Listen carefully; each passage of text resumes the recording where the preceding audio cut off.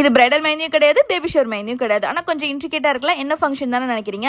நானும் கேட்டதுக்கு ஏதோ ஆயுஷ் ஹோமமா, அதாவது குழந்தை பிறந்து 1 இயர் கழிச்சு செலிப்ரேட் பண்ணுற ஏதோ ஒரு ஃபங்க்ஷன் சொன்னாங்க.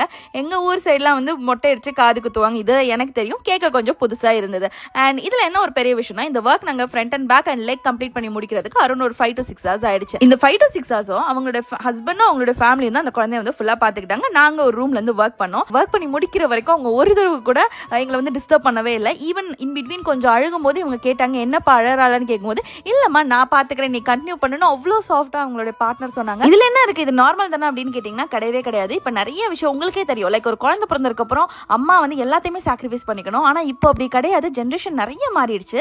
லைக் நான் கேள்விப்பட்ட வரைக்குமே வந்து, நான் பார்த்த வரைக்குமே வந்து, குழந்தை பிறந்துச்சு, இன்னும் உனக்கு மெஹந்தி, குழந்தை அழுது முதல்ல குழந்தைய பாருமா அப்படின்ற வாய்ஸஸ் எல்லாம் போக, நீ பண்ணுமா, உனக்கு பிடிச்சது நீ பண்ணு, நான் பாத்துக்கிற குழந்தைய அப்படின்ற மாதிரியான வாய்ஸஸ் மாற ஆரம்பிச்சிச்சு. லைக்